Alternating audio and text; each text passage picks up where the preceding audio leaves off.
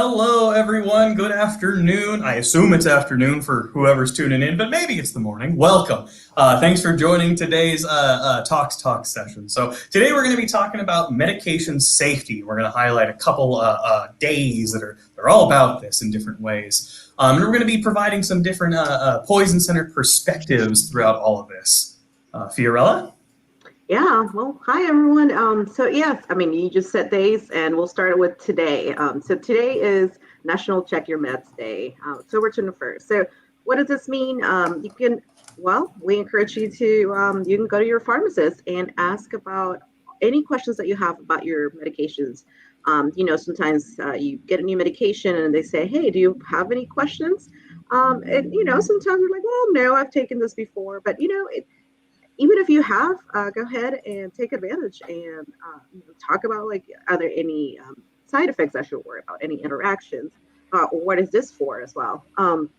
So that would be number one thing to do. Also this Saturday is the DA's National Prescription Drug Take Back Day.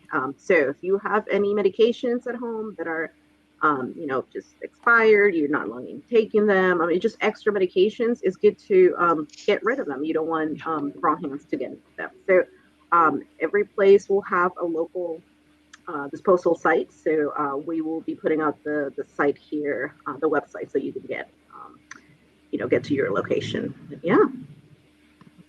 Excellent. Thank you so much. Well, we'll place those links in the comment sections in just a minute. And we absolutely encourage folks to take advantage of those services today as well as October 23rd, especially if it's been some time since you've gone through and really reviewed your medications. And we also want you to know that Poison Center, your local Poison Center, does this kind of work every day. You can always call the Poison Center helpline, and we'll put that number up right now, to just ask questions about your medications and potential interactions and all that. It doesn't have to be a live, active poison emergency to call the Poison Center. All right, so to tell us more about medication safety from a Poison Center perspective, we have two fantastic guests today. First is Wendy Stefan from the Florida Poison Information Center of Miami. Thank you so much for joining us, Wendy. I think this is the first time you've joined one of our Tox Talks, is that right? It is. It's my first time with you guys, so it's good to be here. Wonderful, thank you. We also are joined by Megan King, who's also with the Washington Poison Center. Now, you may have seen her before. She's on the back end of pretty much every single Tox Talks that we've run, but she's developed a lot of Washington's medication management, medication safety resources, and so I roped her into getting on camera today. Thank you so much for joining, Megan. Yes, thank you, Megan. So, since you've done a little work already on this, so what should we even be talking about this medication safety? Yeah, great question. So it is so important to talk about medication safety because it's something that affects everyone. Yeah. We all are going to take medications at some point in our lives. Some of us might take them regularly, regular prescriptions or over-the-counter meds.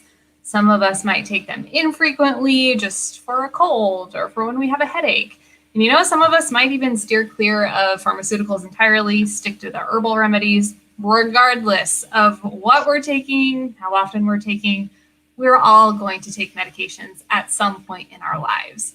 And, if we're parents or grandparents or caregivers, we're oftentimes going to help people take medications as well. All right, so all of us are going to deal with meds at some point. So it's really important to talk about safety with them because it's really easy to make a mistake. So at the Poison Center, we get a lot of calls about what we call medication errors. So these are mistakes that people have made when they are either taking medications or when they're giving medications.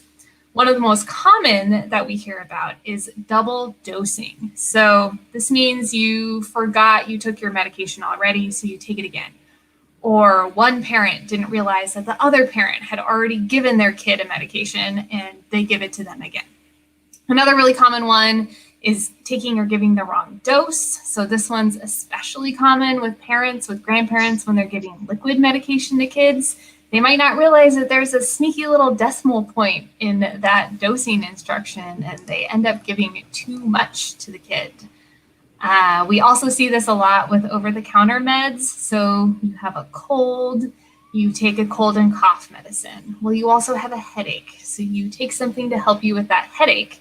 And you don't realize that those two medicines have the same ingredient in them, acetaminophen. And so you accidentally take too much by taking both of those meds. You take too high of a dose or the wrong dose. Now, there are a lot of reasons why medication errors like these happen. It could be someone has a lot of medications that they're managing, 5, 6 medications. They might be just starting a new medication. They didn't read a label closely. They didn't turn on the lights or put on their reading glasses, something that simple. Or, maybe they were just distracted while taking their meds. So many different reasons. And because it's so easy to make a mistake, and because so many people take medications, it's really no surprise that poison centers, we get a lot of calls about errors.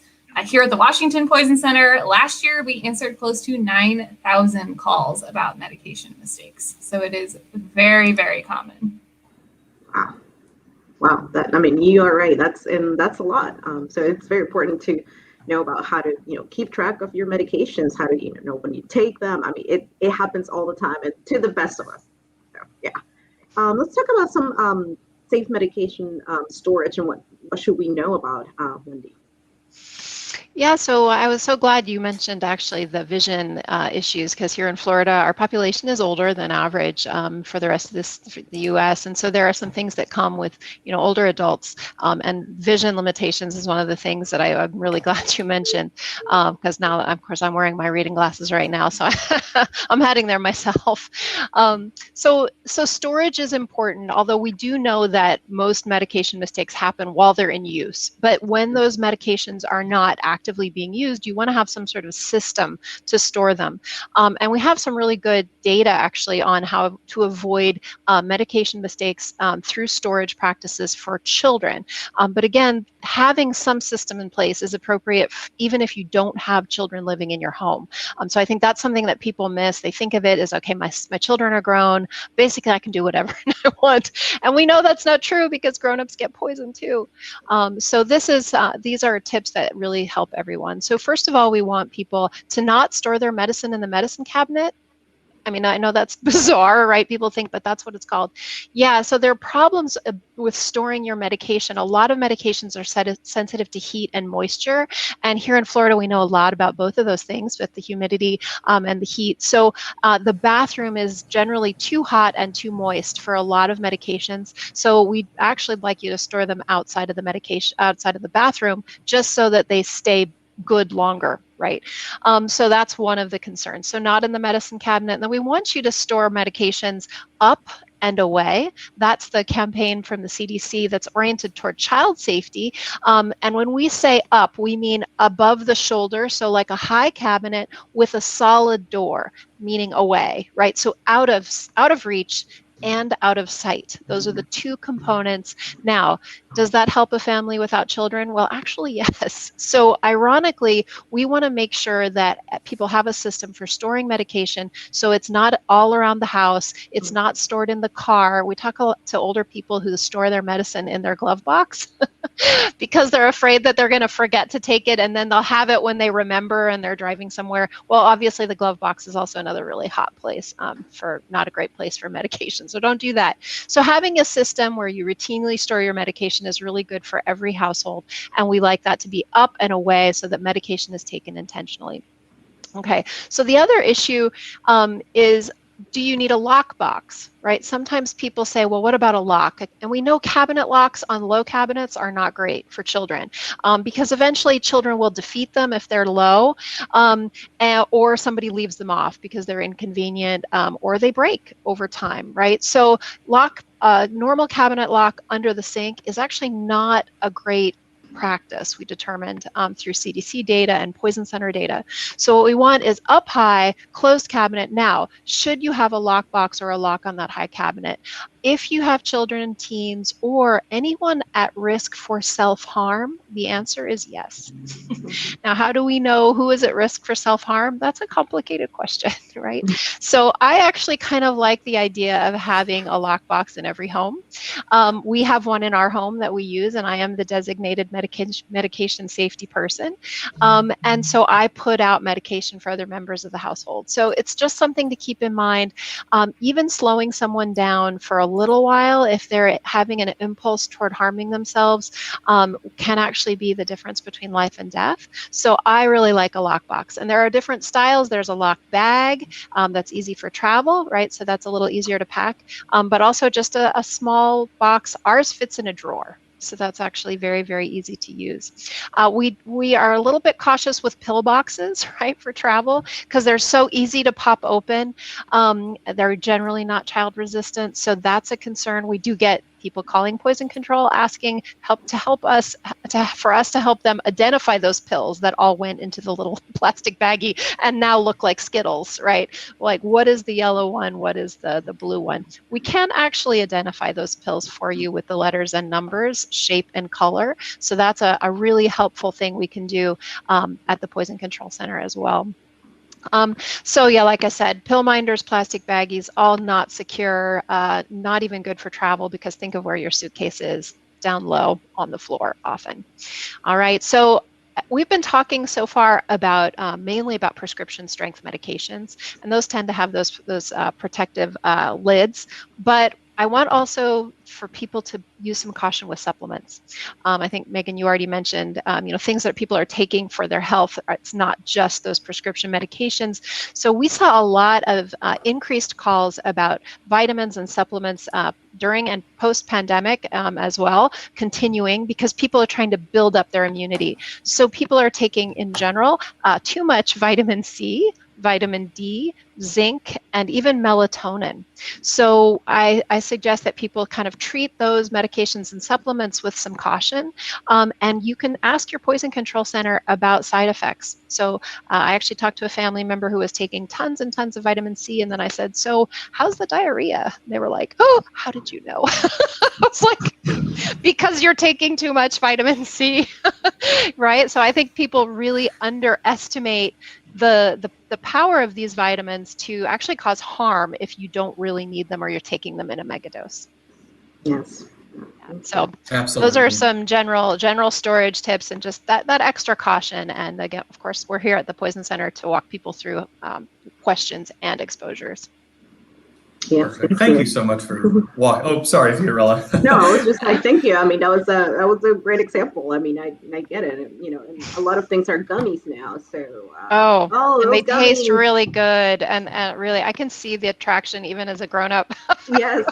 The melatonin gummies, and I mean, just I was just talking to one of our nurse specialists, and she's like, pretty much, I get lots of those calls, at least one call a shift, about people getting into supplements that they shouldn't be or shouldn't be doing that. And it confuses that message that we try to, we really try to teach parents, don't treat medicine like candy, don't call medicine candy, and then here are the gummies. Like, talk about a confusing message for children. I understand it's effective marketing for the manufacturers, and it is fun to take, okay? But you can really see how the things can go awry.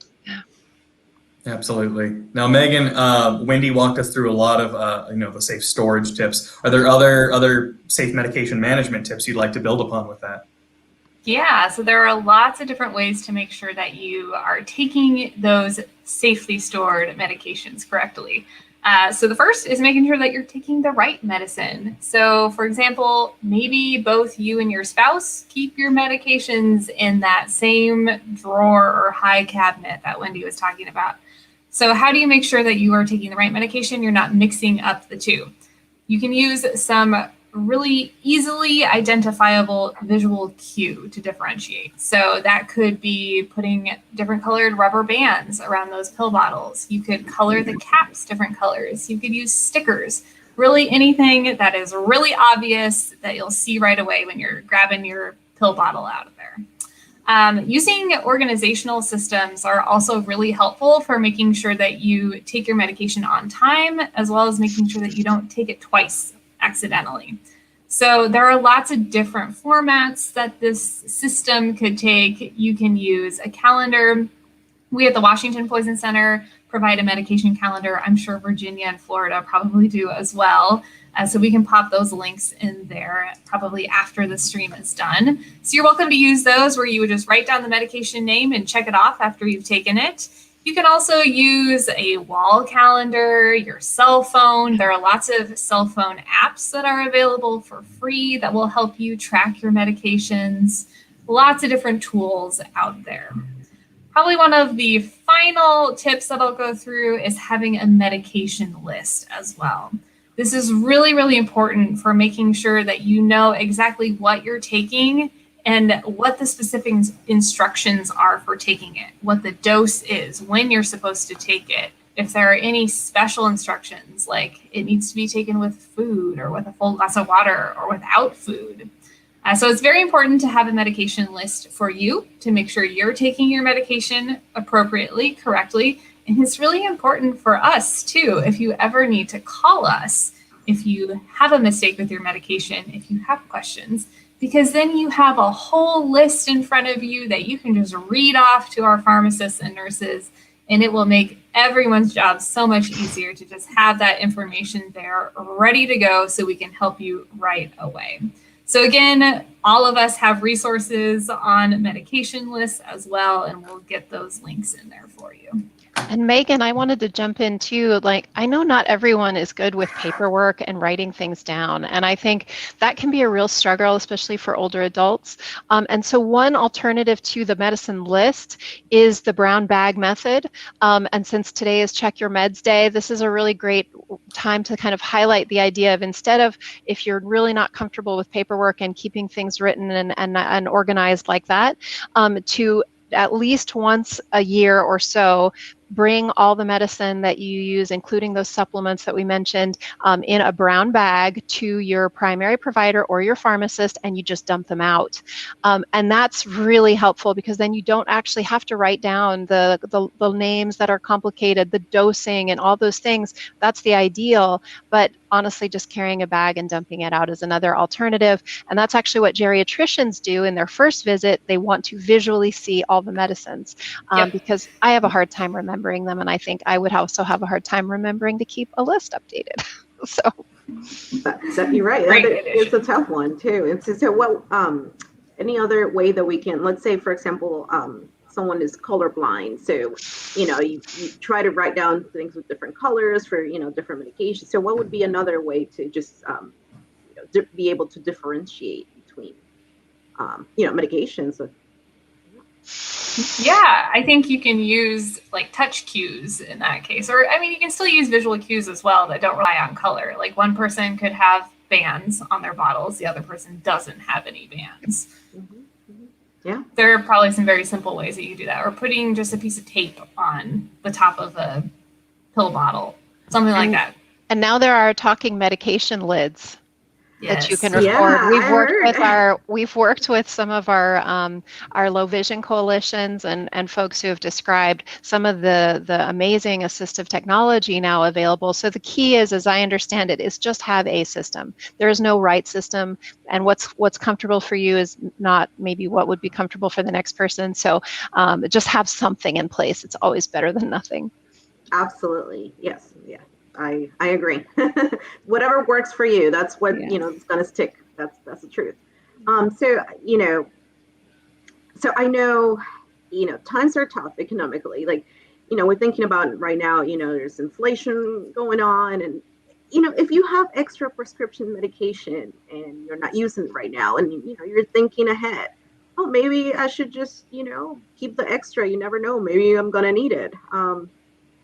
Why is this something that could be problematic? And it's totally understandable, but Yeah, we see a lot of medication sharing, and usually sharing is something that you want to encourage, right? And usually we see medication sharing done in a spirit of caring for someone else, a neighbor, or a loved one, a family member. And of course, you said there are economic reasons for people doing this, but what we want to make sure people understand is that when medications get old, they lose potency. And I think, so you think you're saving, but what you're actually doing is taking medicine that's no longer as effective. Now for an ibuprofen or acetaminophen, a 90% as effective reduction in your headache is probably still okay. But for life-saving critical medications, you really want full potency. And that's what the expiration date is going to tell you, is it's lost at least 10% of its potency at that time. And the more time that goes on, or those bad conditions that we talked about, like heat, light, moisture, all of these things can make those pills essentially worthless. So there's the potency issue. And then Megan, did you want to jump in with some other reasons we don't recommend Yeah, just to go back to what you were talking about with sharing, how we want to share, sharing is caring, but for medications, that's a bad idea. If you're sharing a prescription that is meant for your body and your health, it's not necessarily meant for someone else's body and someone else's health conditions. Yep. That medication might interact with other meds that they're taking. It could interact with a health condition they have. So it's never a good idea to share medications. You should always talk to your healthcare provider, talk to a pharmacist, call the poison center, learn whatever is safe for you in your particular health. The other thing I would say about getting rid of any unused, expired, unwanted medications is that it's really important for the safety of people around you as well. So as much as you don't want to think that you might have someone in your life who could misuse one of your medications, it does happen. And you want to make sure that you're not providing that opportunity by getting rid of any of those medications that could be misused, inappropriately used by someone else. And here in Florida, we deal with hurricanes, and so we hear that that's a common feeling, like, well, I have to keep all the medicine because if there was a storm, I would need it, and maybe I couldn't get to a pharmacy. And that, like, at one level, that's logical, but in terms of hurricane preparation or emergency preparedness, you're encouraged to have a 3-month supply of any medicines you take chronically anyway, so that they'll still be good, right? Stockpiling old medicines is not helping you. So what you want to do is contact your provider and say, listen, I'd like to have 3 months supply of my chronic disease medications so that I can get through hurricane season comfortably without feeling worried about it or anxious, or having to dig into old, possibly bad medications. So you want to think ahead rather than stockpiling the old stuff. Absolutely. So you see there's a lot of reasons why it's so important to just be on top of medication management, and this is key. So before we wrap up, I think Alex wanted to mention a few things. We're going to have some resources available probably in the comment section, so look out for those as well. Absolutely. Yeah, I just want to, as we're wrapping up, just remind of all the resources we've talked about today that are attached to poison centers. And then if nothing else, if you have no other takeaway today, I want you to remember that poison center helpline. Whether you put it in your phone, you write it on your fridge, or wherever it is where you can access it quickly, because the folks who answer that phone can walk you through any and all of these scenarios. Now, Wendy, I know you've spoken to quite a bit about some of the types of calls our call takers can take. Are there other types of scenarios you want to go through, or other types of meta errors that? Well, it's funny because I just feel like they can kind of handle whatever you throw at them. I mean, we have doctors, nurses, and pharmacists at our poison control centers that have been, in service doing this for more than 20 years. So they have really seen it all. You are not going to freak them out. They're not going to judge you. They've seen more complicated and messy cases than whatever you're going to share with them. So I find that very reassuring when I have to call with my own questions or my mistakes, because they know who I am. But I call for my family. Particularly I like to call when I'm about to start a medicine, or I have a feeling like, oh, I'm about to do this thing, and I wonder actually if this cough syrup is okay with this prescription drug, because that's not something you bring up because you don't have the cough before you need the cough syrup, really. So, and so we've called many times and said, hey, I'm about to use this over-the-counter product. Will it play nicely with my prescriptions? And sometimes the answer has been no. And that's prevented a poisoning, or a side effect or something. So I just would encourage, we do this for our own families. We encourage people to make use of this amazing service that is free 24 hours and confidential. Right, and I really want to highlight that last word you said, confidential, that I think a lot of folks hesitate to call the Poison Center because they're worried we're going to call the police or Child Protective Services if you happen to have left something out, and absolutely not. That is our whole goal, is to help you, to help your family stay safe from whatever that potential poisoning might be. There is literally never any shame in calling us, whether it's to prevent something or to talk about maybe too much diarrhea from too much vitamin C. They will help you out with that. What a note to end on, folks. This has been an excellent session. Please hit us with any questions you have in the comment section. If it's treatment advice, we're going to tell you just to call that number right there. And we'll go ahead and post those resources after we log off today. Well, thank you all so much for tuning in and viewing. Share this recording to other folks you think might benefit from it. And we'll see you next time on Tox Talks. Thanks, everybody. Awesome.